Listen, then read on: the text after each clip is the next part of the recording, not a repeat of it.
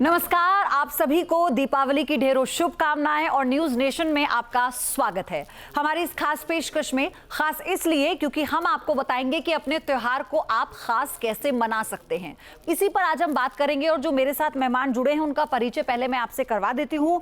मेरे साथ शास्त्री कौशलेंद्र दास जी जुड़ गए हैं, विभागाध्यक्ष हैं राजस्थान संस्कृत विश्वविद्यालय जयपुर से। शास्त्री जी, बहुत स्वागत है न्यूज नेशन पर आपका। नमस्कार न्यूज नेशन के सभी दर्शकों को और पयोधी जी आपको इस पंच पर्वा दीपोत्सव पर अनेकानेक शुभकामनाएं। अब देखिए अपन दीपावली पे बात करते हैं। आपने बहुत अच्छी बात कही। दीपावली शब्द दो शब्दों के मेल से बना है। एक शब्द है दीप और एक शब्द है आवली। दीप और आवली शब्द को जोड़ने पर एक अर्थ निष्पन्न होता है और वह अर्थ है दीपों की पंक्ति, ए रो ऑफ द लैंप्स। दीपों की जो पंक्ति है उसी को दीपावली कहते हैं। अच्छा, दीपावली के साथ एक बड़ी भारी बात है। परशुराम कृष्ण गोड़े जी जिन्होंने दीपावली पर कार्य किया, उन्होंने कहा कि दीपावली का जो उद्गम है वह बहुत पुराना है। दीपावली के अनेक शास्त्रों में अनेक नाम है। कुछ जगह कार्तिक कृष्ण अमावस्या को सुखरात्रि कहा गया है, कुछ जगह इसे यक्षरात्रि कहा गया है।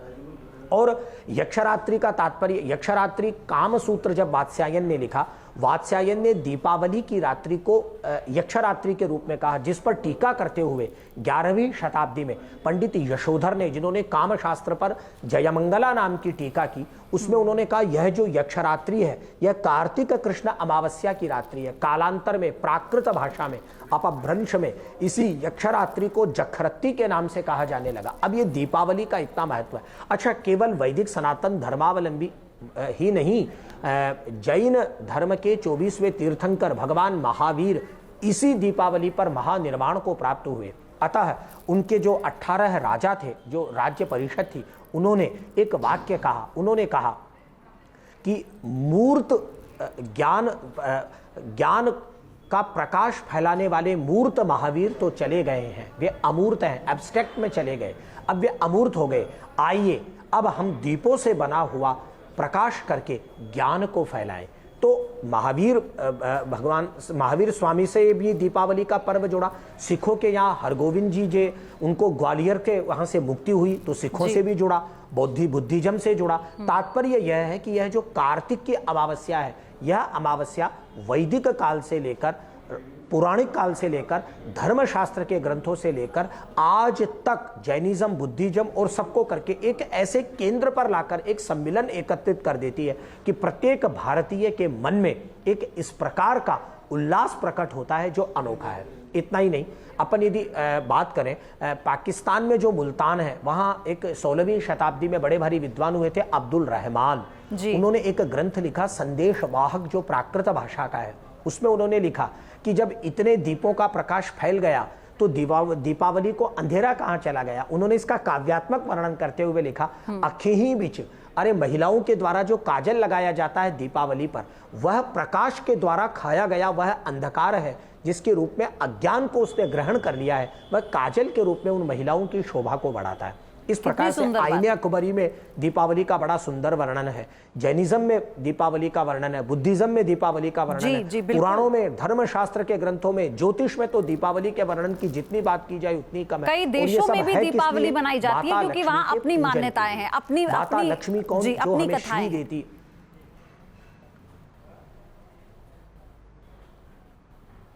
आप सही कह रही हैं, नेपाल में, श्रीलंका में, भूटान में और कंबोडिया, सिंगापुर, थाईलैंड में सब जगह दीपावली का इतना, और मैं तो बहुत प्रसन्न होता हूं कि वे लोग कितने महान हैं जो पाकिस्तान के हमारे हिंदू भाई हैं, वे वहां दीपावली मना रहे हैं। वास्तव में उनकी यह धर्मनिष्ठा अत्यंत स्तुत्य है कि वे वहां दीपावली मनाकर उस प्रकाश की ज्योत को सजीव रखे हुए हैं, जिसकी सुरक्षा के लिए सैकड़ों वर्षों में कितने काम हो रहे हैं और हुए हैं। मैं एक बात इसमें और जोड़ना चाहता हूं कि माता लक्ष्मी का पूजन दीपावली के केंद्र में है। माता लक्ष्मी का तात्पर्य है श्री, शोभा, सौभाग्य, समृद्धि, सुख, ये सब माता लक्ष्मी से आकर के जुड़ते हैं। लक्ष्मी जी जब कृपा करती है तो घर में धन होता है, धान्य होता है, संतान होती है, पुत्र गुणी होता है। लक्ष्मी जी की कृपा से ही व्यक्ति को सारे सुख प्राप्त होते हैं। अतः लक्ष्मी जी के पूजन का जो विधान है दीपावली पर, वह यह है कि सायंकाल सूर्यास्त के समय प्रदोष काल में महालक्ष्मी माता का यथाविधि संपूर्ण श्रद्धा के साथ जो भी सामग्री हमको, हम चाहे गांव में है, नगर में है, जो हमारे पास सामग्री है, उसके साथ संपूर्ण भावना से, श्रद्धा के साथ माता लक्ष्मी का पूजन करना चाहिए। वेदों का कथन है, श्रद्धया सत्यमाप्यते, श्रद्धा से ही सत्य की प्राप्ति होती है। माता लक्ष्मी का पूजन करते समय यदि बहुत संस्कृत नहीं आती हो तो भी ओम महालक्ष्म्यै नमः कम से कम इस मंत्र का उच्चारण करना चाहिए। और यदि हम थोड़ा सा अच्छा मंत्र बोल सके, हम संस्कृत का थोड़ा अभ्यास हो, तो हम लोगों को नमस्तेस्तु महामाये श्रीपीठे सुरपूजिते शंख चक्र गदा हस्ते महालक्ष्मी नमोस्तुते। संस्कृत यदि हमसे नहीं बोले तो भी संपूर्ण श्रद्धा के साथ हमको भगवती का पूजन करना चाहिए। माता लक्ष्मी के साथ भगवान गणपति का पूजन होता है, और धन जब आ जाता है तो विवेक अनियंत्रित नहीं हो जाए, इसलिए लक्ष्मी जी के साथ भगवती सरस्वती के पूजन करने का भी विधान है। इतना ही नहीं, इस दिन व्यापारी वर्ग के अंदर खाता बही जो होते हैं, जो लेजर वगैरह हैं, उनका भी पूजन होता है, नए कलम का पूजन होता है। इसका तात्पर्य यही है कि हे लक्ष्मी जी, हम जो ये नए खाता बही आपके सामने रख करके डाल रहे हैं, वर्ष भर ये खाता बही हमको लाभ प्रदान करे, इनसे हमको सौभाग्य प्राप्त हो, हमको समृद्धि प्राप्त हो, यही कारण है। अच्छा, एक चीज और है, हमारी जो दीपावली पर्व है, ये दीपावली पर्व देखिए, भारत के कोई भी पर्व है, वे पर्व किसी ऐसे नहीं है कि उनको ऐसे ही मनगढ़ंत तरीके से बना दिया गया। हमारे ऋषियों ने कृषि को ध्यान में रखकर उत्सवों का निर्माण किया। जब होली आती है तो भी कृषि, अब जब दीपावली आ रही है तो भी कृषि। तो हम लोग लक्ष्मी जी के चढ़ाते क्या है? यही बाजरा, बेर, सिंघाड़े, मोगरी, ये सारी जो चीजें जो हमको उपलब्ध है जी। गन्ना चढ़ा देते हैं, गन्ना नहीं हो तो जहाँ जैसे राजस्थान में जहाँ रेगिस्तान है, बाजरा चढ़ा देते हैं, ज्वार बाजरा, ये सारी चीजें हमको जो फसल प्राप्त हुई है, जो अन्न प्राप्त हुआ है, यह अन्न ही वास्तव में लक्ष्मी है। पुराणों का कथन है, लक्ष्मी जी 3 जगह विराजमान है, अन्न में, गौ माता के दूध में और अच्छी भाषा में। हमको इनको तीनों को बचाना चाहिए। हमें शुद्ध अन्न प्राप्त हो, शुद्ध दुग्ध प्राप्त हो और शुद्ध भाषा प्राप्त हो। यदि ये 3 हमें शुद्ध प्राप्त हो रहे हैं, निश्चित रूप से हम पर माता लक्ष्मी की कृपा है। तो आपने मंत्र भी बता दिए, आपने पूजा पद्धति भी बताई, आपने बताया कि किस तरह से आप अपनी पूजा को संपन्न कर सकते हैं। अच्छा शास्त्री जी, क्या भोग विशेष प्रकार का भी कोई चलन है? क्योंकि लोग तो अपने अपने सामर्थ्य के हिसाब से अपनी दीपावली मनाते हैं, लोग अपने सामर्थ्य के हिसाब से भगवान को खुश करने के लिए भोग लगाते हैं, लेकिन क्या इस दौरान ऐसा कुछ है जो विशेष है, बनाना चाहिए लोगों को अपने घरों में?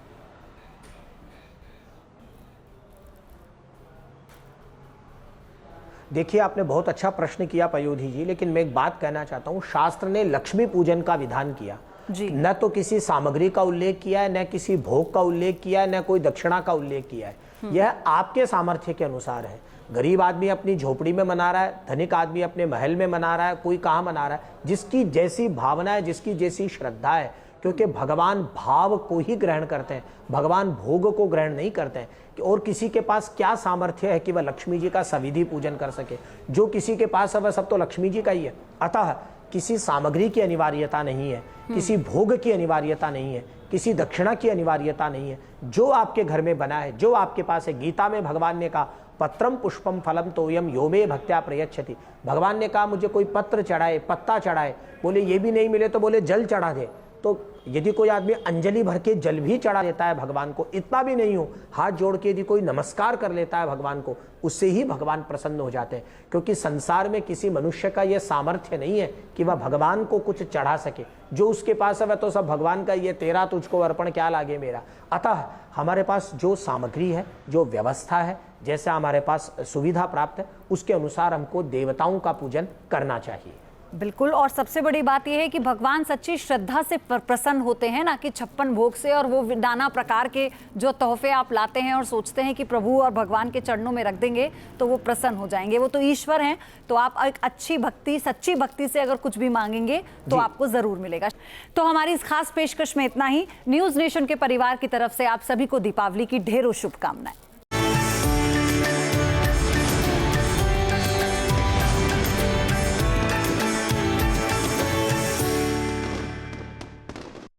जहाँ भक्ति है हर शब्द में, कथाओं में छुपे हैं दिव्य रहस्य और ज्योतिष देता है जीवन को दिशा। धर्म से जुड़ी हर बातों को जानने के लिए हमारे चैनल स्तुति को सब्सक्राइब करें। चैनल पर जाने के लिए इस लिंक पर क्लिक करें।